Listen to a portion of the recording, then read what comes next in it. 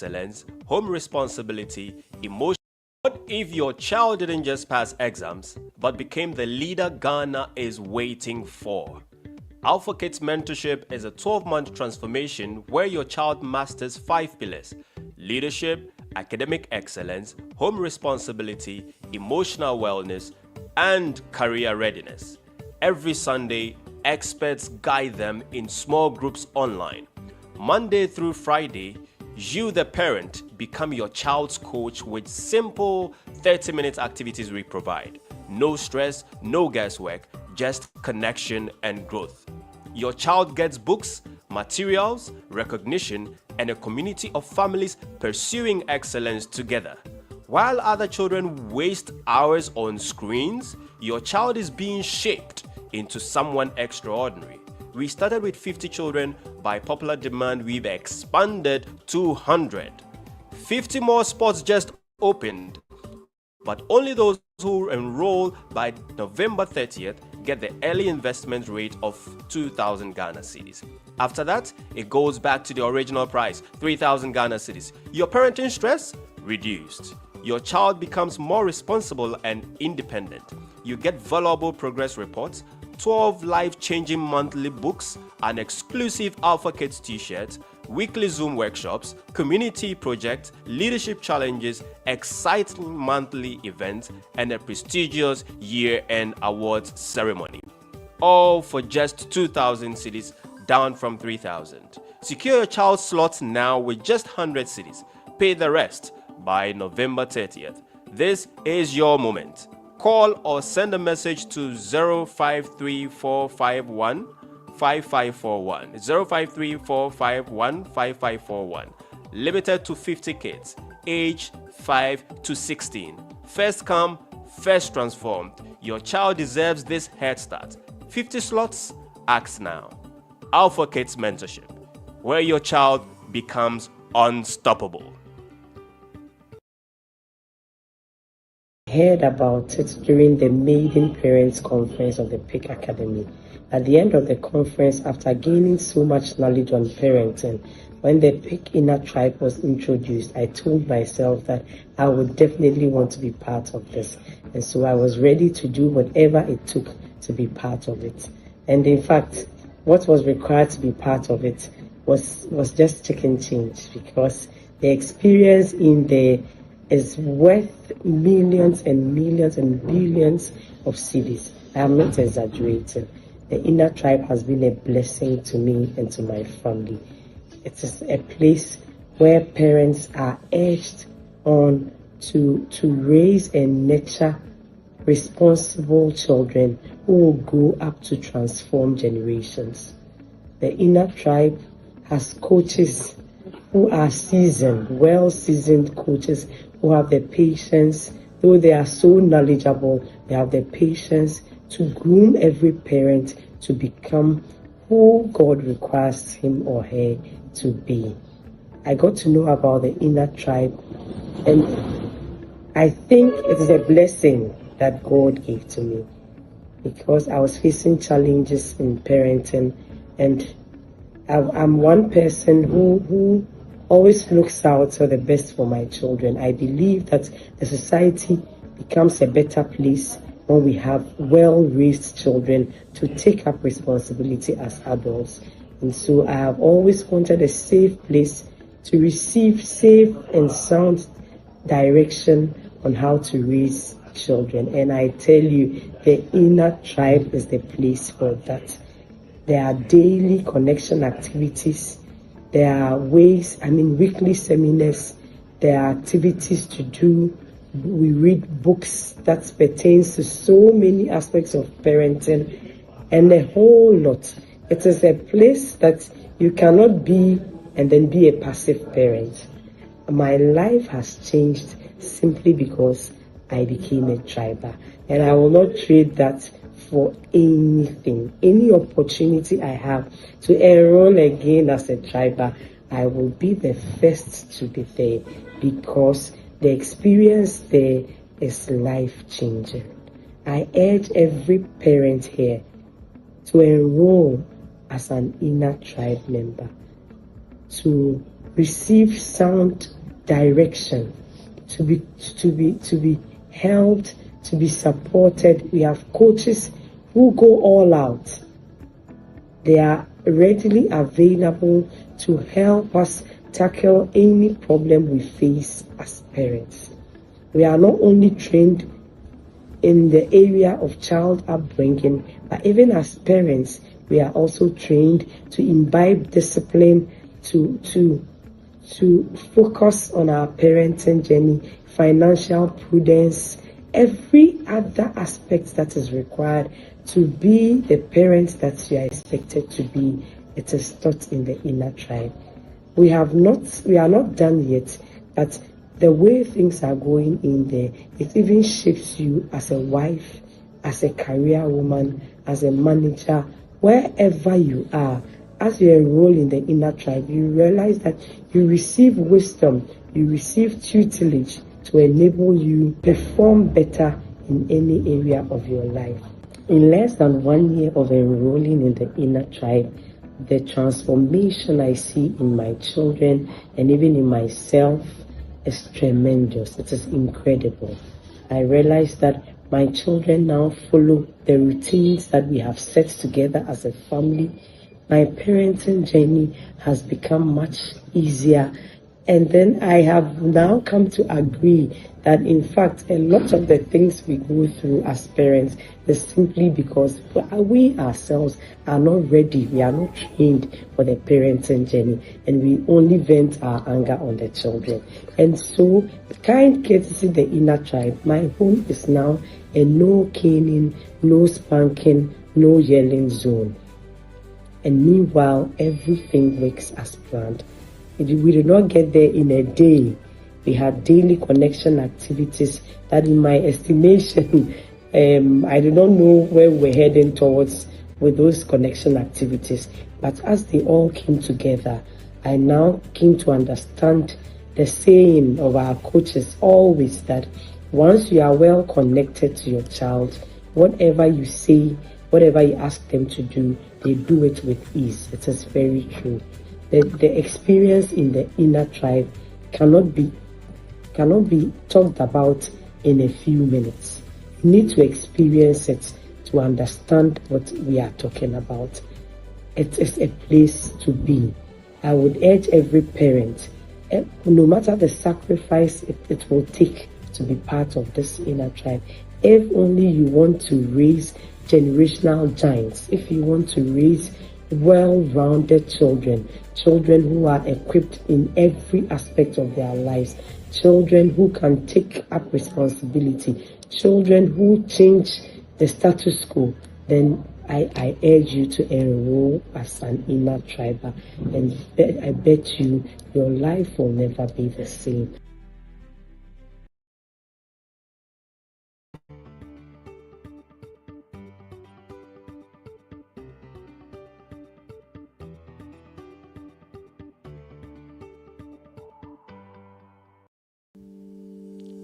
What if your child didn't just pass exams, but became the leader Ghana is waiting for?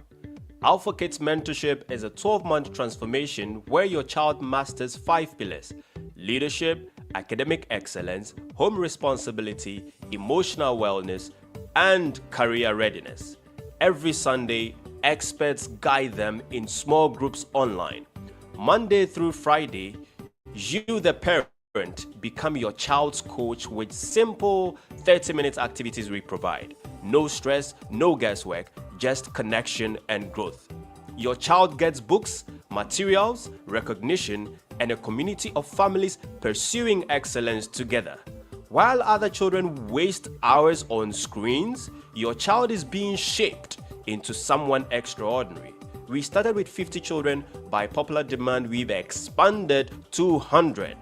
50 more spots just opened, but only those who enroll by November 30th get the early investment rate of $2,000. Hello, everyone. I welcome you to the second session for our third day on our conference. I welcome all of you. How has the sessions been so far? The first session, I believe we learned a lot.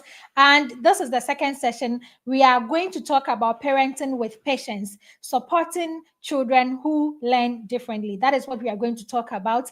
And without talking much, let me play the bio of our speaker.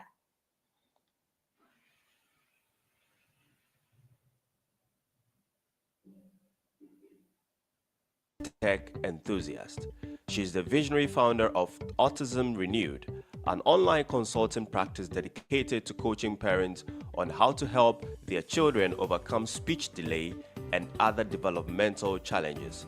She is also the host of the Autism Renewed Conference, an annual gathering designed to educate and empower parents and the public with actionable strategies to support children with developmental delays. With extensive knowledge in language development, nutrition, and behavioral management, Dr. Lola is a passionate advocate for joyful learning. She specializes in helping parents transform their homes into vibrant environments that foster both learning and fun. A firm believer in parenting empowerment, Dr. Lola champions the idea that an informed and equipped parent gives their child a parenting advantage, one that makes all the difference in navigating life's challenges and triumphing over them. As a self-mastery coach, she leads individuals through transformational journeys, helping them understand the seasons of life, breaking limiting beliefs, unlock their full potential, and embrace limitless possibilities. In addition, Dr. Lola's passion for technology has led her to teach professionals how to transition into the tech industry, access remote job opportunities, and thrive by leveraging their existing skills and experiences. Dr. Lola is also a prolific author of several impactful books and a sought-after speaker, having been privileged to speak on numerous platforms, webinars, and conferences across the globe. Her lifelong mission is to live a life of fulfillment, not just survival, and to help others do the same. Connect with Dr. Lola on her website www.autismrenewed.com. On Instagram, her handle is @autismrenewed. On Facebook, Dr. Lola Okeowo. YouTube, Autism Renewed by Dr. Lola. And LinkedIn, Dr. Lola Okeowo. Pick parents, ladies and gentlemen, with a round of applause, let's welcome Dr. Lola Okeowo to the stage.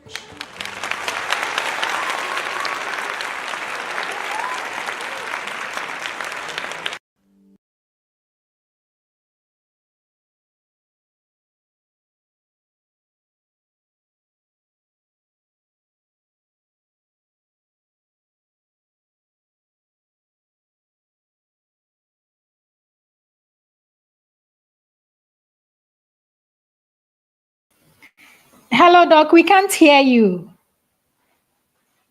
We can't hear you.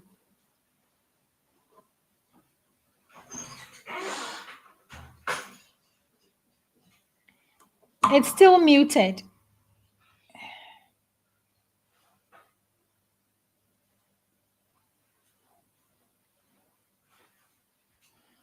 No. Muted. Yes, we can hear you now.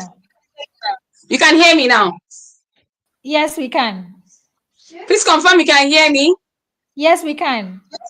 Okay, you can just communicate with me in the private chat if you cannot hear me. Then how many minutes do I have? You so have that I know how to run. 40 minutes. 40 minutes, okay. Yeah. I'll try. So you can communicate with me in the private chat if there's anything. Hello everyone. Good morning, afternoon, evening here live in Australia. And thank you. Let me share my slide. All right, it's so good to be here. I want to appreciate the organizers of this conference for the privilege. I hope I can add my slides to the stream. The privilege and platform to be here. I want to appreciate Coach Aqua and her team. Thank you so much. Well done to all the speakers. But of course, apparently I've not listened to the previous speakers because usually I don't like to be biased when I have a topic. So sometimes I try to avoid listening to speakers before me so that somehow it doesn't influence the message that God has for me. So maybe after my session, then I'll go back to this. I mean, I've been tempted to listen, but like I'm not going to listen. So I don't want whatever they say to influence whatever I have to say, because I just like to come with the mind and the heart that God would have me speak. So thank you, everyone. So today, my topic is parenting with patience and perspective, supporting children who learn differently. I'm going to try so much. I have so much to say on this topic. In fact, I have a course coming up very soon that has to do with learning difficulties and challenges. So when it comes to this topic, my God, 40 minutes is not even, we're not even scratching it. I'll try as much as possible to put so much, and let's see how we go today. Okay, you've heard a little bit about me. I won't go into details. As a way of introduction, many parents discover their children learn differently only when struggles emerge, such as poor grades, slow reading, difficulty writing, or behavioral concerns. But learning differently is not a defect. It is simply a different pathway to acquiring skills and acquiring knowledge. With the right perspective, you can raise confident, capable children who thrive academically and in life. So the truth is that when I discovered that when it comes to children who learn differently, apart from children maybe who were diagnosed with maybe a disability before they got to school age. So for those kinds of children, maybe children who have a history of prematurity, or during their birth or pregnancy, certain conditions were discovered that can eventually cause learning challenges. So such children, when they are getting to school, most times the teachers already expect that they're likely to have some challenges, or the parents will have been told. So those kinds of children, it may be expected that they would learn differently. So learning differently means that the methodology in which children will acquire knowledge or learn certain things will be different, or build skills. So that's why children who often have maybe a disability or a condition, they learn differently, because due to that disability or that condition, it can impact on their ability to acquire the normal developmental milestones, or for them to progress normally. Hence, it will impact on the ability to build skills that they will now require in learning. So most times, except a child has a background condition that the teachers are already expecting that, okay, this child may learn in a peculiar way. Oftentimes, parents do not discover that their child learns differently until they get to school. So let's go as we build on this concept. So I'm laying this foundation so that we understand where I'm coming from. Okay? Because learning differently is not just for a child who has a disability, or a child who has been diagnosed with a certain medical condition. That is not that. I'm hoping today, we'll shift our perspective and we'll have a broader understanding and awareness. Your ability to parent with patience, perspective, and the future in mind determines how far your child can go. So this presentation will equip you with practical strategies, compassionate understanding, and actionable guidance to support your child's unique learning journey. So let's try to understand the journey ahead. Okay, in understanding the journey ahead, we'll look at redefining learning differences, identifying your child's style of learning, building essential skills, creating supportive environment, and partnering for success. So these are some of the concepts that we're examining today. Okay, we'll try to understand the spectrum of how children learn, the practical observation and assessment techniques that use to understand how your child learns, and if they really learn differently compared to the larger part of the population. We're going to talk about targeted strategies for common challenges that children who learn differently often experience. Then we're going to talk about the importance of the environment of a child in nurturing learning. Then we'll talk about how you can partner with educators and the right professionals. So let's redefine learning, what it means to learn differently. Most people assume that learning differently means a child having a diagnosis. So they will say, okay, a child who maybe has been diagnosed with autism or ADHD, the way they learn is different. So we hear people say, okay, it's not a disability, it's a different ability, they are wired differently and things like that. Those are terminologies people often use. But the truth is that it's much broader and much hopeful. So children learn differently for various reasons. And understanding these distinctions will empower you as a parent to provide the exact support that your child needs. And even to even break this table, personally think that the idea of a child learning differently, so we all learn differently. So what does it really mean when you say a child is learning differently? But I understand where the concept is coming from, meaning that a larger part of the population probably learn in a certain way. Well, some certain people do not learn the way the larger part of the population differently. But the truth is that we all learn differently. So why do we often put a concept to say some people are learning differently? Because if I learn differently from you, so that means we all learn differently. But let's just put it this way, that okay, a larger part of the population may be learning in a certain way. Well, some children or some individuals will not learn like the larger part of the population. Just like when we talk about handedness, we talk about left-handed, people that are left-handed or people that are right-handed. Oftentimes we will call someone who is left-handed a lefty, and we will tell someone who is left-handed, having like a learning difference. But the truth is that, why are you calling someone who is left-handed a lefty? Do you call the person that is right-handed a righty? So you see that you use your left as your predominant hand. I use my right as predominant hand. It's a lot of differences. Why does one have to be categorized in a certain way? Of course, like I'm trying to explain now, maybe we'll think about it that people who are left-handed, they're just about 10% of the population. So maybe, okay, these few people, their hand preference or the predominant hand is left compared to right. But most times, if we break this concept, we understand that we're all different. So, most times when we put labels, on children, it's not really a good idea. And why I say this is this. Because I know the concept of when parents are thinking the child learns differently is because they have maybe one challenge, one disability. And that's why some children are often missed when they have challenge. Because my own concept of learning differently is not even just academics. We will see as we go on. Because learning is not just academics. Learning is equipping for life. So if a child is now doing well academically, getting A's, and doing well in school, we assume that the child doesn't have a learning difference. But that's not true. Because when it comes to other aspects of life, maybe at home, for example, the child being coordinated, being able to take instruction, being able to lead himself, home management, chores, that child may struggle with taking instruction. That child may struggle with learning those skills. That is the learning difference of the child learns those things in a certain way. So that kind of child now would often be missed as a child who we now need to look into the different way he's going to learn home management skills or acquiring certain skills that are not academic. You see where I'm coming from now. So that's why I always like parents to have a good understanding and not just classify children or label them in certain ways, such that if your child is not fitting into that box, you assume the child doesn't have a challenge.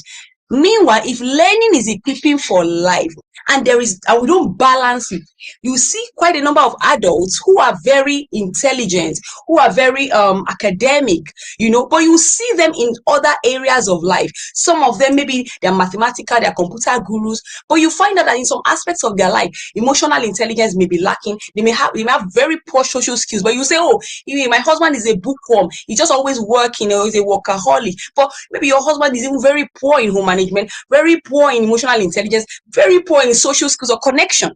Okay, because he learns those things differently. But when he was growing up, nobody took time to build those skills. So let's go. So children learn, I talk about learning differences are not deficits. They are simply variations in how the brain processes and acquires information. So when we shift our perspective from what's wrong with my child or what's wrong with this child to how does this child learn best, we're able to unlock tremendous potentials. So let's examine different categories of learning differences. That means when we talk about children learning differently, remember I talked about it's not just disabilities, because most often times we'll say, okay, child learns differently because they have a neurological condition or maybe neurodiversity, their brain is wired differently. I think that is just even a shallow perspective if we look at it, So we talk about things like dyslexia, dyscalculia, dysgraphia, and people just assume that children who have these challenges are the only ones, or ADHD, autism, or any form of neurodevelopmental condition or neurodiversity. We assume they're the only ones that learn differently. But I share a different perspective, because learning differently can mean different things. It can mean that the natural variation in how what do you call it? How children acquire information may be different. So, for example, if you look at brain dominance, things like left, we have people that are right brain dominant, left brain dominant. We'll get into that later because we have what we call right brain learners and left brain learners. Okay, so if someone is a right brain learner, there are some things that there's some methodology in which you need to teach them, particularly things like reading. Okay, compared to a left brain learner. So sometimes you have a child that is having challenges reading. Okay, at this age, 7, 10, the child is not reading. The challenge might not even be with their eyes. It might not be with anything. It might just be that the methodology, you are using to teach that child. If the child is a right brain learner and you're using the left brain learner method for that child, the child may struggle. We'll get into that later. Things like sensory preferences, things like processing speed, we need to consider that. Also, we could have learning hindrances, meaning that there may be certain things that can hinder a child's ability to learn. As simple as the environment of the child. The physical, they can form physical barriers of a child. If a child is in a home that is a toxic environment, where there is no love, yelling, shouting, hitting, mom and dad are fighting, there's tension. This can affect the emotional system of the child. It can trigger the nervous system of the child. When we talk about the flight or flight response, the sympathetic nervous system. Because for you to learn, you need to be, how do you put it, well coordinated, well regulated. So if your children are going to school in the morning, you're shouting at them, you yell at them, that kind of child getting to school will not be in the right state to learn. So the environment of a child matters. Things like screen exposure, because screen rewires the brain. So that can be a learning hindrance. So nowadays we have what we call screen autism or virtual autism, meaning that we have children who develop the symptoms that you see in children.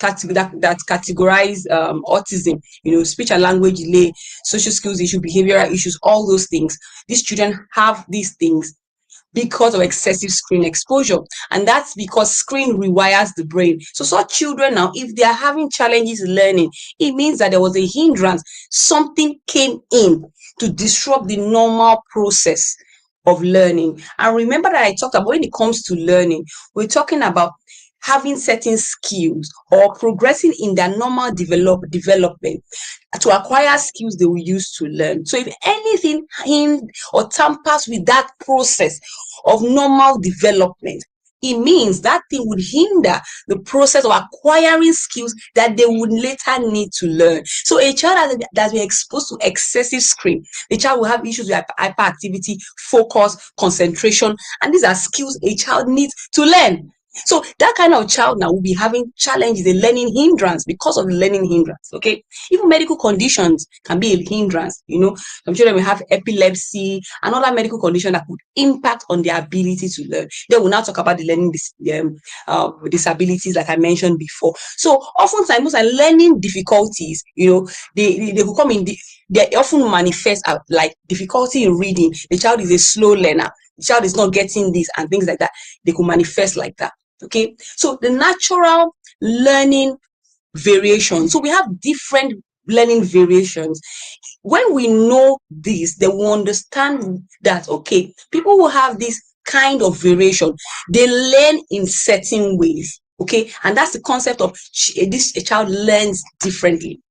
This child learns differently because when it comes to brain dominance, we have what we call right brain learners and left brain learners. The larger percentage of the population, are often left brain learners. And oftentimes, most of our school system often use the left brain method because the thing with school is that unfortunately most schools are not able to individualize children. So you always have maybe one methodology, one curriculum, one textbook. But sometimes some children, that method or that curriculum may not be a good fit for them because they learn in a different way. Do you understand? So for children, for example, who are right brain learners, these are children who often think in pictures. They think more of whole concepts. Okay, so they are very visual, they're very creative.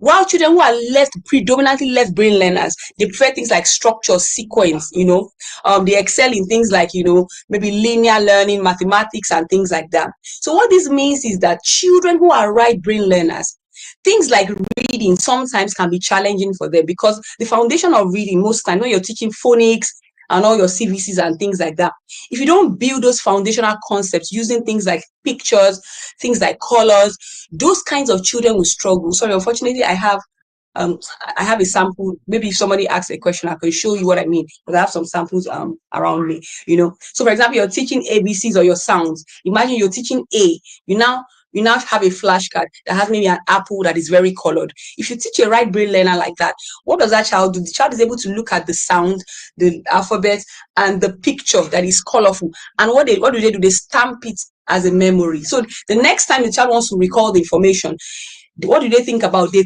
remember the picture. Remember maybe those days in school when you were learning and you wanted to learn certain things, maybe in school, and you learned maybe a diagram or a table, and that's how you stamped that information in your brain. When you get into the exam hall and you have a particular question in that area, what do you do automatically? You just picture in your head. Just picture that table and you just try to now start remembering. So right brain learners more often times are like that. They learn in pictures, they learn in information in whole. So they do well even with whole words rather than single words. Most right brain learners, when it comes to even reading, they do well with teaching them reading with whole words, not just phonics. Of course, nowadays phonics is very popular, but phonics is not the only method or foundation of reading. Okay, of course, you can still combine it with phonics, but they also do well with whole words. That's why you see some children who are so young, they're able to learn whole words, and you just wonder that how is this child able to remember some of these things? Because they have more like a photographic memory, so they kind of like they stamp that information. That's why oftentimes quite a number of children diagnosed with autism are right brain learners. So that's why most of them will struggle, reading can be very difficult for them, because if you're teaching them reading the normal way, especially because maybe most of them will have delayed speech and ability to express themselves. So most of you assume that they don't really understand because they can't really express themselves. So you now stay on the say cat. Meanwhile, those children, they just switch off. But when you teach them like with whole words, with pictures, with flashcards, things like that, very visual and things like that, they're able to stamp that information into their brain, recall it when they need it, and use it. So things like sensory processing as well. Okay, we have people who are visual learners, auditory learners, kinesthetic learners. So all these forms of learning, for example, a lot of children who have ADHD, even diagnosed with autism, they may be kinesthetic learners. For example, some children are kinesthetic learners, and you may think that they have ADHD because kinesthetic learners, sometimes they can be restless. They have they can't stay long hours without breaks. They need a lot of breaks. Sometimes they can sit down and they be fidgeting. Sometimes they need something to just play with. They are not the children who will sit still and they are reading. No, they can be shaking and be doing different things, but they are still reading and they are still learning. They also like manipulatives, like more of project-based learning. You're teaching them mathematics instead of just writing and writing. You bring all your counting cubes, you bring your abacus, you bring all those things. That is their own way of learning. So that kind of child, if you don't have that understanding, that's the different way the child learns, and you're trying to use the common method. Most schools use auditory. Some try to incorporate visual, but most times auditory. So imagine a child that is learning differently with another style of learning. That child is going to struggle. And that's why I said that sometimes parents may not even know how their child learns until the child starts struggling in school, and we start drilling down. And that's how I wonder, okay, why is this child not doing well in school? Why is this happening? Then they begin to learn that, this child learns differently if they get the right support. Okay.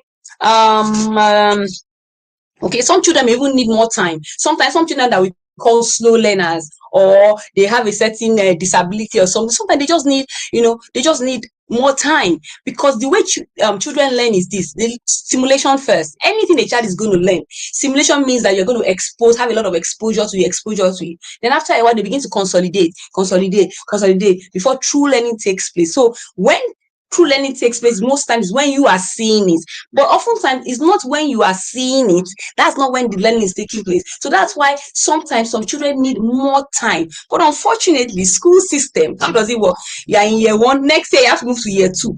That child may need more time to consolidate what is being taught. But unfortunately, if they have to move the child to year 2 and you build on that foundation that was not solid, what happens? The child starts struggling. So, of course, environmental hindrances, like I mentioned, okay? These are things that could affect learning. Screen exposure, chaotic home environment, and even physical health barriers, poor sleep. So what I'm mentioning this as a learning difference is this. If a child, will struggle to learn because of a chaotic home environment, it is a learning difference, meaning that this child learns differently. This child needs calmness. This child needs a home environment that is supportive. You see what I'm talking about? That learning difference is not just a diagnosis or a medical condition. So that's why, as a parent, it's important to understand your child and their own difference when it comes to learning. I hope you understand what I mean. Their own difference. We're talking about children who learn differently, and I've laid the foundation. I believe that everybody learns differently, because the goal of parenting and supporting your child is to individualize your child and help your child to be the best they can be. So you need to understand how your child learns, because your child is not only going to learn academics. Your child is going to learn skills at home, chores and things for life, because learning is equipping for life. Learning is beyond academics. Learning is beyond school. And remember, at one point in your life, schooling is going to stop. You do your master, do your PhD, schooling will stop, but education does not stop. So when you want to build understanding of how a child learns, their own difference, their own uniqueness in how they learn, because you also want to prepare them for life, such that even as adults, they understand certain things that they learn. So for example, me now, in some areas, I know that there are some ways that I learn and there are some ways that I don't learn. If I want to learn certain things now and I want to enroll for maybe a course or something, there are things that I look at that I know that with this format, it won't suit my way of learning. That is the learning difference for me. Oh, this format will suit my way of learning. Do you understand? So when I'm talking about learning difference, like, think about your child, that difference, that uniqueness, okay? Although that difference can come from maybe a disability or a condition, yes, but or there's some other areas. I want you to think beyond that, okay? Think about like that physical health as well. Some children need enough rest, enough sleep for them to be able to learn. That is a difference, is a learning difference unique to them. Such children, when they come back from school, they are not the children that you will say that if you don't do your homework, you will not eat.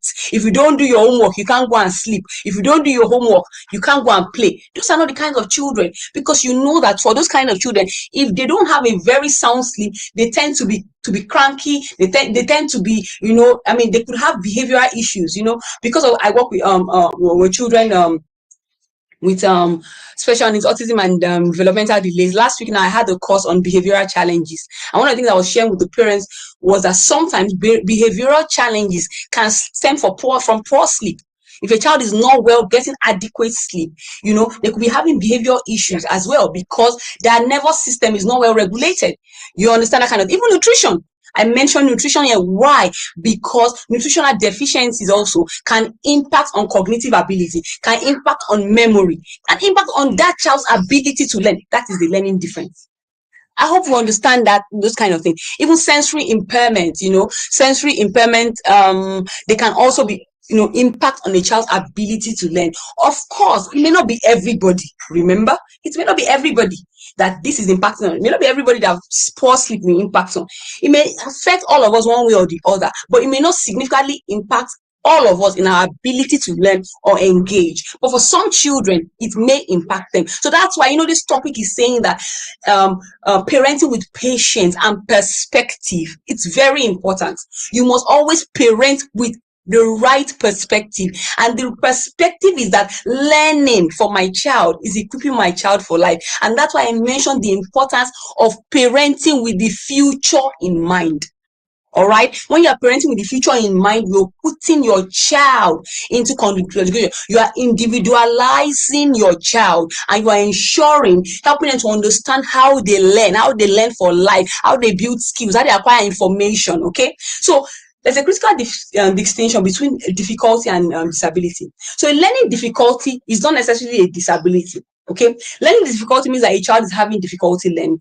Of course, learning disability as well can cause learning difficulty. How do I mean? If a child has autism, for example, let me distinguish. Okay, let me just say many difficulties parents observe, such as maybe poor grades, slow reading, trouble following instructions, they can be caused by natural variation or environmental hindrances, not necessarily neurological pathways. Okay, so of course, neurological pathways can also cause it, but what I mean is that it's not cast in stone. So a diagnosis is not always the primary issue.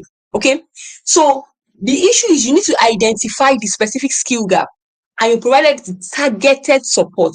You provide targeted support for that skill. What I mean is this. I'm not saying that children who have maybe autism or ADHD, they don't have certain the neurological makeup or neurodiversity or maybe challenges they have is not impacting learning. What I mean is this: the challenge is you can't how do you call it? You don't equate the diagnosis to the reason for the challenge. How do I mean? You hear people say things like a child is not reading because the child has autism. That's a wrong statement. Or a child is not reading or the child is struggling to learn because the child has ADHD. That is wrong. The right thing is this: the child is diagnosed with autism, yes. There are certain challenges that they often have, or certain things we may see in children who have autism that can impact on their ability to learn, that can impact on their ability to read. Things like some children with autism have challenges with their eyes. And when I mean their eyes, I'm not talking about short-sightedness or long-sightedness. I'm talking about functional eye disorders. Things like eye tracking. Eye tracking is, when you're reading a book, the way your eyes are able to track. So there's a way your eyes are supposed to track. Some children with autism have that challenge. Some have what we call convergence issue. Convergence issue means that the way your eyes work together to converge when you are reading, those are visual skills that you will need in order to be able to read. So some children with autism may have that challenge. So when you're saying that child has a challenge reading, don't say the diagnosis is why they have. Because why this is important is this: you can't help a child from the point of a diagnosis. Let me say that again. You cannot help a child from the point of a diagnosis or even the point of a symptom. You need to find out what the underlying issue is. That's how you can help a child. And that's why you can have 3 children, 4 children who have the same diagnosis, but the challenges they may be having will be different. Even when we have children who have speech delay is not speech delay because we have different aspects. Some people have more predominantly receptive language disorder, expressive language disorder. Some children may have more processing speed. There's so many things. Some children have, it could be muscular function. It could be, there's so many things. So you can't now say, okay, the child has speech delay, that's why they're not doing it. That's not right. Because what that does is that most times it just closes the gap of us being able to look at the child holistically, drill down and be able to support the child effectively. But once we are able to always take away the label of a diagnosis, okay, or a disability, and look at, okay, in terms of what exactly is preventing this child. Okay, if the child is struggling with focus and concentration, what is the issue? Is sometimes children have nutritional deficiencies that could be making them restless and have behavior issues. As simple as constipation. Do you know that constipation or headache can affect a child, can cause behavior issues, and affect a child's ability to learn? So you need to find out what exactly does the child have a sensory issue. Some children have a sensory maybe the environment is hyper stimulating because there's a way the environment should be curated to support the child's learning. So when you think about the difficulty the child is having beyond the disability or the diagnosis, it helps you. So I said this decision frees parents from unnecessary anxiety and focus your energy on what matters. So focusing your energy is drilling down where the challenge is. So that's why it's not enough for a teacher to tell you, oh, your child is not reading because they have a diagnosis. Oh, my child is not good in math. Those are just, once you just say that, you have not really said anything. Do you understand? Because you have not drilled down where the issue is. The issue could be because of the challenge they have. And the issue will be more than that. It could be the methodology, you see. Because some children with autism, there's certain methodology, like this convergence issue that I mentioned, there's certain things you need to put in place. Of course, when it comes to the therapy intervention, the strategies to go about that, of course, there are also methodologies that you can use to begin to teach them, or some alternatives that I may mention later on. So let's talk about skill-based approach. So the old question is, what is wrong with my child? Now, You should be thinking now, what skill is missing and how can I help build it? So I talked about the child that could not read because of the convergence. Okay, so that convergence now is going to prevent their eyes for you to have the skills for those eyes to be able to read. So when you know that is what the issue is, then we can now begin to drill down. Is this something that has a medical underlying? Is this something that I now need a therapist? Is this something that, okay, a different methodology of teaching, a different curriculum, a different style could work to help the child? So I said, learning is not just about passing exams, because real learning is you taking information. Real learning is take information, you understand it, you are able to retain it over time, you are able to use it effectively in real life situation. Learning is fundamentally about skill acquisition, the progressive building of capacities that enable children to function and thrive. I've talked about learning is equipping for life. That is the base of learning. Okay, learning is not just to pass exams, and that's why we have children who can pass exams and we think that, okay, they are okay, nothing is wrong. Meanwhile, in some other areas there could be deficits that we may not even see later on in life. I wanted to share this concept of understanding developmental age and chronological age. This is very important because oftentimes when there is when there's an imbalance between these two, it can impact on a child's ability to learn. And that's also a learning difference, because what that now means is that you now have to approach teaching that child in some peculiar ways, because when you understand there's a difference. So chronological age, of course, is the age by birth, the date the child is born. They are 7 years old because they were born 7 years ago. While developmental age is like the skill level the child currently demonstrates according to the age. Okay, of course, like I mentioned, I give an example here. I don't want to dwell on it. So what that means is just that we have different developmental milestones, every one of us, that we go through all through life. From when you're a baby to an adult, we have speech and language, cognition, emotional behavior, motor skills, which is the gross motor and fine motor. Fine motor, for example, is what helps you to write. So if a child has challenges with fine motor skills, most times they will have challenges with writing and all these milestones. So sometimes age-wise, a child could be 7 years. And even when it comes to those milestones, sometimes they could even vary. Maybe in cognition, the child is 5, operating at a 5-year-old level. Chronologically, the child can be 7. But developmentally, they are operating at the skill level in terms of cognition, 5-year-old. In behavior and emotions control, they may be operating as a 3-year-old. That's why sometimes your 7-year-old or your 8-year-old is still doing some things. And you're saying, why are you acting like a 3-year-old? The child should have outgrown crying by now. Some things that my child is doing, they should have outgrown it. The truth is this: children do not outgrow anything. Let me say it again. Children don't outgrow things. What happens is that they build a higher skill that helps them to now move to a higher level of performance or operation. And you don't see those behavior or those previous lower level skills anymore. That's why when a baby is born, they cry for everything. Cry to eat, cry to bathe, cry for everything. But as a baby is growing older, what happens? They begin to build skills to communicate their wants and needs. They know how to walk and go to the toilet. It reduces crying. So that's why, regardless of your child's age, regardless whether they have a diagnosis, they have a disability or not, everything you see that you feel like this is not age appropriate, most of the time is a skill deficit. So what you should be thinking is that, what higher skill, what higher teaching or skill do I need to build in my child that would help them to begin to function at this level? So that's why when children even have a developmental mismatch, chronologically, they are one age, maybe because of a diagnosis. For example, some children with autism now that have language challenges. That means that the child is 7, but in terms of speech and language, maybe it's at the level of a 2-year-old. You can see that there's a mismatch. What therapy often does is look for that gap and look for the strategies to build those skills that will help the child begin to acquire language and move up. That's what therapy is really. Okay, so we have different skill domains. I mentioned cognitive. Cognitive is reasoning, comprehension. So if you look at all these skills now, children need these skills to learn. So some children who have certain challenges, in order for them to be able to learn, for you to be able to pass those information across to them, it's going to be different. That's what the learning difference also entails. Okay, so cognitive comprehension and things like that. Language skill, ability to understand spoken language. That understanding language is receptive language. Expressive language is ability to say and communicate it. Motor skills, fine motor, to be able to write, things like that. Executive functioning skills. So these are skills that, there are things like organization, working memory, cognitive flexibility. These are all skills that a child would need to learn. Not just education, remember?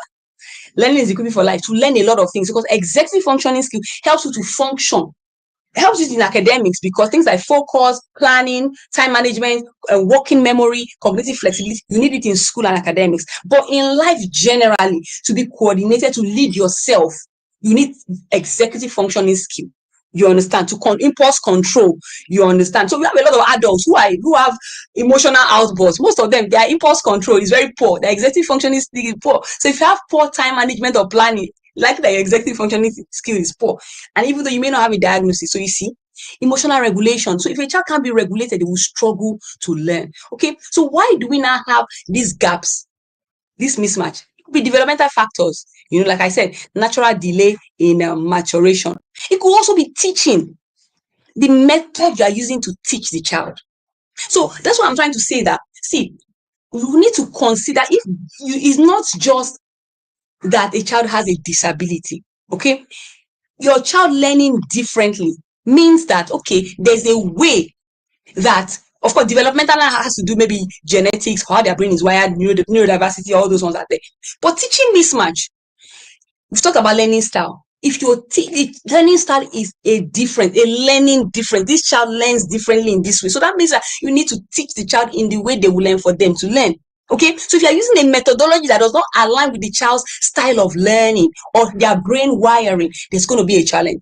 Environmental factors I talked about, because those ones can be a hindrance to that child's learning. So that is this, it's a learning difference, uniqueness to that child, because that child environment is very big for that child. It may be big for everybody. For some children, it may be a big factor. For example, children whose love language like now is words of affirmation. They are going to school in the morning, you speak the wrong word to them, their whole day could be spoiled. Their whole week could be spoiled. It could tilt some children even into depression and anxiety. And they may not even be able to learn, they may not be able to read because they are so occupied. It affects them. Then we talk about methodology of curriculum methodology. I mentioned that most schools often use one curriculum style to read. But some children, they are learning differently. They learn differently because certain curriculum types may not work for the way they learn. I remember those days when I was in medical school. One of our courses, anatomy, then there used to be a particular textbook that was termed like the standard, and that's what everybody used to use. All the very brilliant gurus and all that, everybody will read that book. But you know what? Every time I picked that book, I was struggling. I couldn't understand it. And they would say, oh, this is the standard. If you don't read this one, you can never pass. And I struggled and struggled. They were like, okay, go and pick the fourth edition, the previous edition. That one is even better. I picked all these editions. I could not read it. Meanwhile, there was another textbook, which was not like a standard for our curriculum. One of our lecturers used to use it, but that textbook, every time I read that book, I used to understand. And you know the difference? It's later I got to understand what the difference was. The one that was easy for me had colors, had diagrams, and even the layout, well spaced and everything. So it was easy for me to take it in. That was my own learning difference. Meanwhile, the other one, everybody was shouting, no pictures, just black and white, boring, thrown together. I just struggled. I can't even put anything in my head. But this other one, as I read it, I put in my head, I can recall everything. But initially I struggled because I was trying to fit into everybody. See, when I'm talking about methodology, that's a learning difference for me. Not just my learning style now. No, the curriculum delivery, curriculum style, methodology, even textbooks, they matter. Sometimes some children will do better with small tasks, but some and if you are too fast, if it's too fast paced, they will struggle. Even physical factors, things like I mentioned, retain primitive reflexes, because retain primitive reflexes, I don't have time to go into it now. Anyway, they're childhood reflexes that will impact learning. Okay, we have lots of them. Even writing, we have what we call palmar graph. A baby, when you hold the baby's hand, the baby grabs your hand like this. But after a while, the baby lets go. That's the palmar graph reflex. So for some children, the reflexes don't go completely, and it can impact on your child's ability to write. Reading and writing as well, we have some other primitive reflexes as well that could have impact learning and cause behavior issues and things like that. I don't have time to go into it, but what I'm trying to say is that some of those things can impact. So if a child has those things, the way we teach or strategy we put in place while we're fixing those things. So, I'm mentioning that, remember, that a learning difference, I didn't just come from a diagnosis. What is unique to the child? Curriculum delivery, methodologies of teaching. Things like mathematics now, some children do better with manipulatives. But these days, most maths curriculum just use, 1 + 2 is always on paper equals to 3. Some children will struggle I remember I think I was teaching my son or my daughter, I was teaching them mathematics, and I saw inside the textbook, there are different methodologies of teaching a particular concept, addition. So some places they use this box method, this cube method, where you shade the lines and add there and shade it. Another place they'll put objects, 5 balls here plus 2 balls here equals to this. Another place they'll use different methodologies. But I realized that, there's some of them that were easier for my daughter than the others. Also, I discovered that when I brought out manipulatives, the counting cubes, that was not in the textbook, but using my own discretion because I understand how my children learn, I realized that was working better. So if in a school system, that is a learning difference for that child. Not all schools use abacus again these days. Not all schools use manipulatives anymore. Not all schools use, maybe some children in that class are visual learners. Some are kinesthetic, some are auditory. A teacher should be able to adapt to teaching the same thing in different ways. Even you as a parent at home, you want to give instructions. If you have a child that is a visual learner, don't just go out and give instructions. You should be able to, have maybe a notice board, draft things, draw things, and different things like that. So what are some practical skill building strategies? Read aloud sessions, okay? This would help in building vocabulary, comprehension. So like I mentioned, some children have maybe a certain delay, certain disability, that is impacting on their natural ability to acquire cognitive skills. So you can now begin to help them, build, use comprehension, So you use all these other methods, remember, to build the skills that will now enhance their learning. Okay, this is how this is the learning difference. They need these kinds of stimulation because natural way of acquiring this learning does not work easily for them. What others will just acquire easily, they don't. So you now need to use these strategies to build those underlying skills that will make learning easy for them. That's a difference for them. So you do read aloud, things like games. Well, fine, this will work for all children, but some children particularly will need it more than other children. Things like chess, board games, puzzles, they will build their cognitive flexibility. They will build their strategic thinking, problem solving, and these are all skills a child will need in maths, okay? Even chores, cooking, cleaning, this helps to build executive functioning skills that can help a child. Play, outdoor play. Let me say it again. Play. I know parents don't like hearing it. Play is a wonderful tool I used to build skills. Play is not just a passive. Unfortunately, most times parents may not know how to use play. So you hear things like, my child plays too much. If you don't finish your homework, you won't play. Even there are some schools that they don't even really have a playground. They have limited, play time. Play is the work of a child. Play builds cognitive ability, builds brain. But you need to know how to use play as a tool, to build some of these skills. So play can be a tool to help a child learn. You understand? There are even certain things that you may even take away the textbook. Teach through play, teach by life.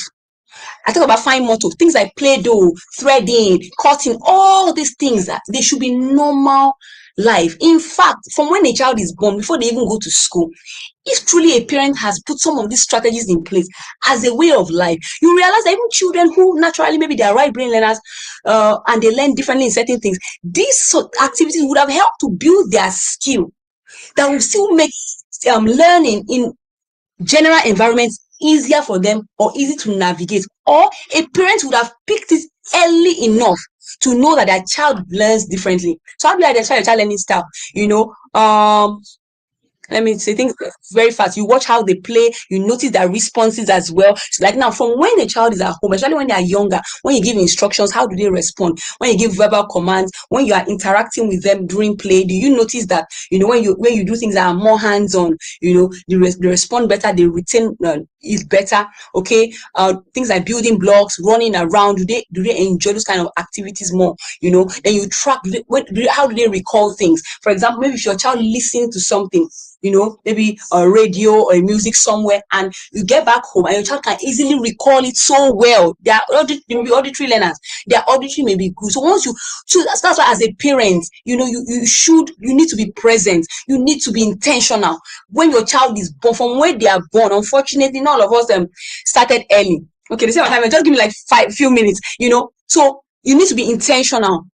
That's why I said that from the beginning you should have built this thing. But if you didn't build it, you can start being intentional. You are intentional, you are looking out for it, and you are creating opportunities through play, through toys, through activities. I'm almost done. So the learning styles, I've talked about the auditory, which I mentioned it a lot. I talk about right and left brain learners. I already mentioned that. I think I mentioned it. So right brain learners do more well with pictures. When you want to teach them things like reading, you use pictures, you use flashcards, you use all those kind of things. It helps them to stamp it, like they have a photographic memory. Those kind of people too. You can use things like visuals, maybe videos, documentaries, things like that. Of course, be wary of screen exposure. So but I mean, things that like what do you call it, books, flashcards, all those kind of things used to teach them. There are other things you consider. Handedness, for example, can be a learning difference. So if you change the handedness of a child, for example, it can affect the child. I have a story on that. I don't have time to share it. Okay, handedness is very important. It's a learning difference, but it's not a disability. Processing speed as well. So if a child has, maybe they are slow, what can you do? Playing games, card games. It helps to build cognitively. Even you can do spelling games at home or things like that, where you say something, not get them to recall it. Even when you go out, one thing you can also do with processing speed, as you go out, you can say, what did we do today? Where did we go to this? Get them to recall things like that. Help to build their processing speed. Okay, sensory issues as well. This has to do with the sensory nervous system, and well, some children don't do well with excessive noise, excessive light, and all that. So when one method doesn't be flexible, okay, don't stick to one curriculum. As a parent, you should know your child. That helps to be able to advocate for your child. Okay. Practical reading strategies, like I talk about if a child is having challenges reading. Remember I said that most of the time learning differences are picked when a child is having challenges. Rule out visual problems, because visual problems, if it's eye tracking, and we need to fix it. Okay, if it's a hearing issue, we need to fix it. Are they right brain learners? I talk about right brain learners where we colors, whole words, then read aloud. Multisensory approach. You want to teach them to use different methods. You say it, you touch it, they hear it. Use different methods. It helps them. How do I put it? Then choose books maybe with larger prints, clearer pages, and things like that. So there's some specific challenges like dyslexia. Most children have the dyslexia. They have problem with phonetic awareness. They turn their letters here and there and things like that. So there are specific curriculums. I listed some of them. I don't have time to go into that can help. What you can do at home is use colors to teach them things like tracing words in sand to practice and things like that, color coding and things like that.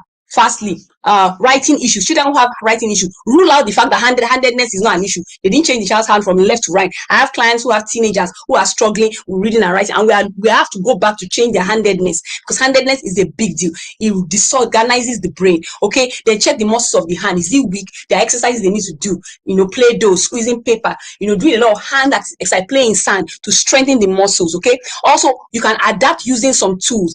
Larger pencils. I don't have them here. They help better grips. Okay, so you get pencils that have a larger grip. Maybe during question time, if I have some, I can show you. They have a larger grip. They help children, with handwriting. Also consider the reflexes and things like that. Another thing you can do is introduce typing. Let me mention that. So don't be rigid. Like I said, some children may learn to write, communicate with typing before they start using their hand. So also, that a child is not writing, it doesn't mean they cannot read. That a child is not speaking, doesn't mean they cannot read. You don't need to speak before you read. You read with your eyes. So always don't limit a child. Give a lot of multiple opportunities. Expose the child. If a child cannot learn something, you can use documentaries. You can use live. You can learn geography by going to the museum, by going on excursions, by doing nature walks. Teach them like that. So I mentioned dysgraphia. Dysgraphia has to do with a lot of handwriting. So you need to check handwriting. Is it the muscles of the hand that is the problem? Is it the reflexes that is the problem? So while you are adapting, you can get stencils. I have those things that I do. Stencils to practice, or start teaching other methods, typing, teaching them other things, teach them through videos, documentaries, live, and all those kind of things. So like maths, I mentioned manipulatives. So introduce maths with manipulatives, abacus, games, Uno, use all these things, then teach by life. Remember, anything, a child is not going to school. Like you and I now, what I use, like I tell people that the only thing I use maths for now is to count money. I don't need maths for anything. I said parents with the future in mind. So break away from the fact that, so if the child is not mastering something, what is the goal, that thing that you want them to learn? Teach it by life. Teach maths, we go to the shops, teach counting with fruits and shopping and cooking and things like that. Focus on attention. Oh my God, that's so many things. So create the right environment. I've mentioned all that before. The emotional environment, your environment must not be toxic. Then of course, I wanted to mention that that gifted children who we call gifted children, are actually special needs. They learn differently, and it can be an issue. It can really be a big issue. So that's why I said, like, your child is doing well, your child is a math genius and all that. Don't even be skipping classes. What you should do is introduce them to other things. Because most children are gifted. They are gifted in one area. They'll be very good academically, socially, emotionally. They may not really be good. So expose them to other things. Stretch them, stretch their creativity, get them to volunteer, get them to start a business, get them to do other things outside just academics. So remember, parent with the future in mind. So ask yourself, are you parenting for exam, or you're parenting for adults? See, I mentioned all these things. They are the most important things that your child will need life, because true success is preparing your child for life. Okay, so here is your action plan. So I want you to go back home today, observe intentionally, then audit your environment, whether you have excessive screen, ensure that you have the right materials in your hand, right books, toys, and the tools in your environment. Your environment will not be toxic. Love and support. Okay, then experiment with all the forms of learning style. Then partner with educators. Very important.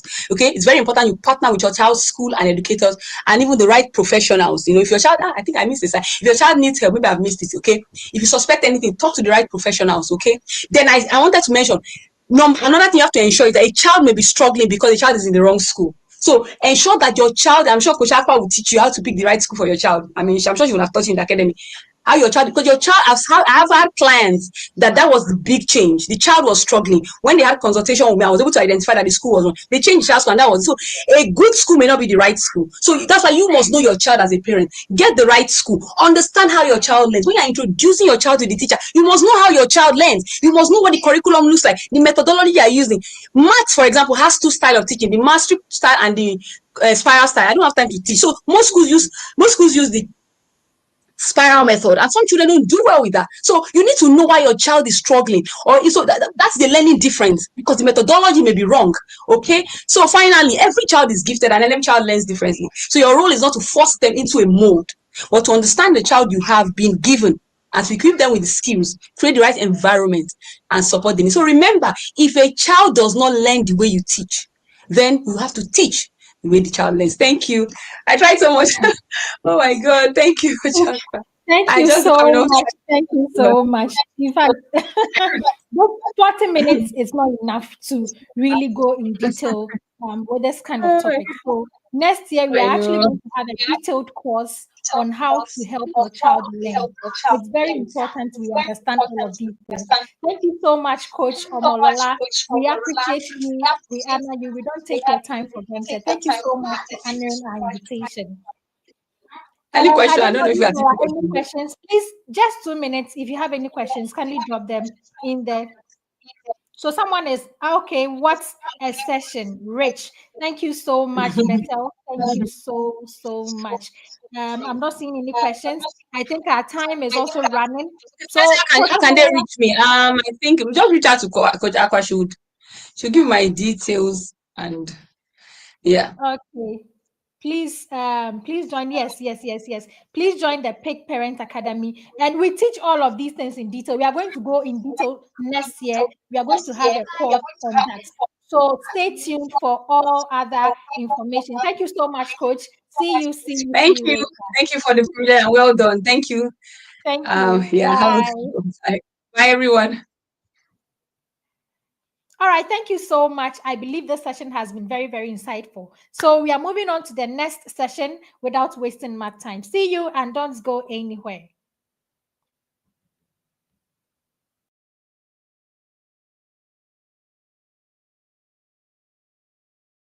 It goes back to the original price, 3,000 Ghana cedis. Your parenting stress? Reduced. Your child becomes more responsible and independent. You get valuable progress reports, 12 life-changing monthly books, an exclusive Alpha Kids t-shirt, weekly Zoom workshops, community projects, leadership challenges, exciting monthly events, and a prestigious year-end awards ceremony. All for just 2,000 cedis, down from 3,000. Secure your child's slots now with just 100 cedis. Pay the rest by November 30th. This is your moment. Call or send a message to 053451 5541. 053451 5541. Limited to 50